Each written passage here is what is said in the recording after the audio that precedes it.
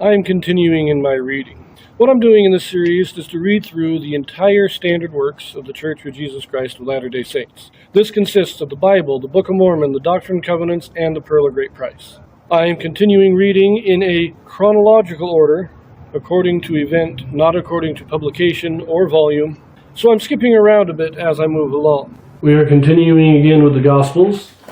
The Jews in Jerusalem are still trying to kill Christ, so he is back in Galilee. He's been here for a while. Most of his ministry has been in Galilee up to this point. And we had the Sermon on the Mount, a lot of healing, a lot of miracles. Other preaching, we had the second great discourse on the house divided against itself cannot stand, and many parables. Christ then crossed, I think that was all in Capernaum, and Christ then gets in a ship and crosses the Sea of Galilee. He calms the storm. And when he gets to the other side, there is the man possessed by a legion of devils that Christ casts into the swine. Now we read that story last in both Matthew and Mark.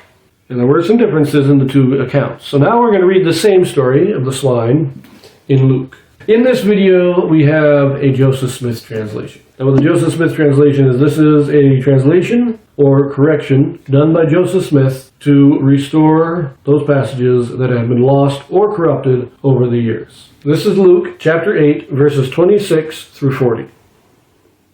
And they arrived at the country of the Gadarenes, which is over against Galilee. And when he went forth to land, there met him out of the city a certain man which had devils long time, and wear no clothes, neither abode in any house, but in the tombs. When he saw Jesus, he cried out and fell down before him, and with a loud voice said, What have I to do with thee, Jesus, thou Son of God Most High? I beseech thee, torment me not. For he had commanded the unclean spirit to come out of the man. For oftentimes it had caught him, and he was kept bound with chains and in fetters, and he brake the bands, and was driven of the devil into the wilderness. And Jesus asked him, saying, What is thy name? And he said, Legion, because many devils were entered into him. And they besought him that he would not command them to go out into the deep. And there was there an herd of many swine feeding on the mountain. And they besought him that he would suffer them to enter into them. And he suffered them. Then went the devils out of the man, and entered into the swine, and the herd ran violently down a steep place into the lake, and were choked. When they that fed them saw what was done, they fled, and went and told it in the city and in the country. Then they went out to see what was done, and came to Jesus, and found the man out of whom the devils were departed, sitting at the feet of Jesus, clothed and in his right mind, and they were afraid. They also which saw it told them by what means he that was possessed of the devils was healed. Then the whole multitude of the country of the Gadarenes round about besought him to depart from them, for they were taken with great fear. And he went up into the ship, and returned back again. Now the man out of whom the devils were departed besought him, that he might be with him. But Jesus sent him away, saying, Return to thine own house, and shew how great things God hath done unto thee. And he went his way, and published throughout the whole city how great things Jesus had done unto him. And it came to pass that when Jesus was returned, the people gladly received him, for they were all waiting for him. Very little difference. It's different wording, different phraseologies, and a little bit different order in the way it's presented, but it's the same story. All the same thing. Now, I will say when it says don't cast them out into the deep, this is a translation that is probably better translated as the abyss, meaning back into hell, back into whatever state they are in when they're not possessing a body. We see the desperation of devils to have a body. They want a body so desperately that they are willing to go into the swine. This is the one story that really illustrates how much Satan and his followers, that 1/3 that was cast out of heaven, how much they are desperate to have a body. Now at the end there, we do have that little part tacked on when he got back to where he came from. He went across the lake. They told him they didn't want him in their land, so he returned. When he got back, all the people were waiting for him anxiously. They knew he would return. Remember, he's been traveling all around Galilee, so they knew he'd be back, and they were waiting for him. I like that. But now this also, along with Mark, calls them the Gadarenes, which would be the men of Gadara. But Matthew says they are the Gergeses, or the people of Gergesa would be the name of the city. Why the discrepancy? Well, Gadara is a city a little bit southeast of Galilee.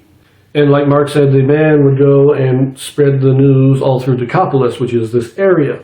And, well, let us see this in the Bible dictionary. I think it explains it a little better than I can. Gergesanes, that's how it is in Matthew. It says, men of Gergesa. Then it states this: there is a difference of opinion as to the scene of the healing of this demoniac. Gadara and Gergesa were well-known places, and these names might easily be substituted for the less well-known Gergesa, where the miracle was almost certainly worked, near the middle of the eastern shore of the Sea of Galilee.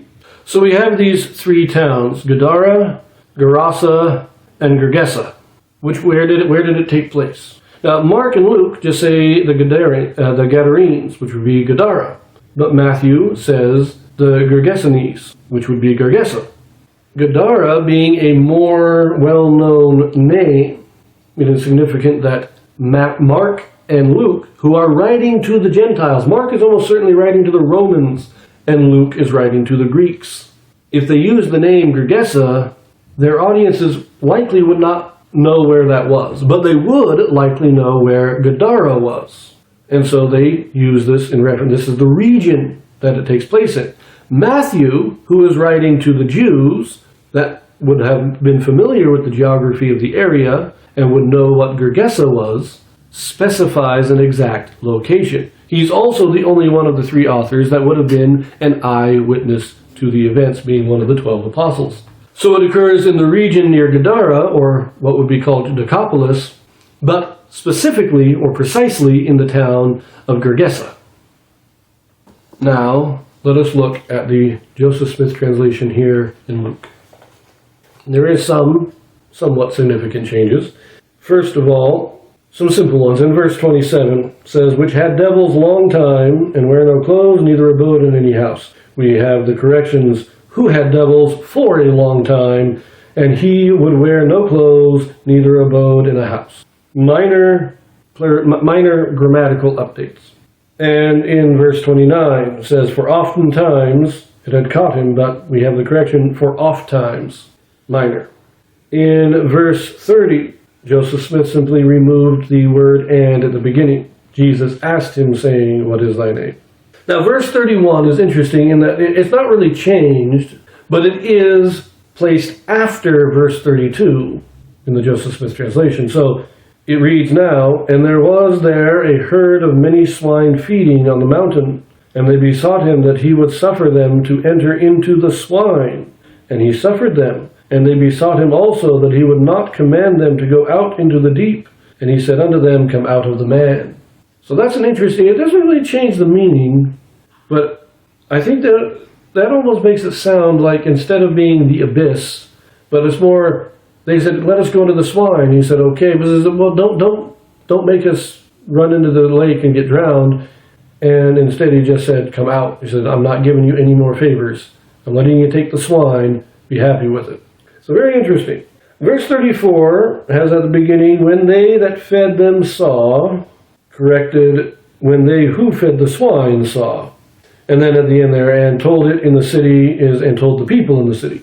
And verse 36, they also which saw it told them by what means he that was possessed of the devil was healed, and corrected, and they who saw the miracle told them by what means he who was possessed of the devils was healed.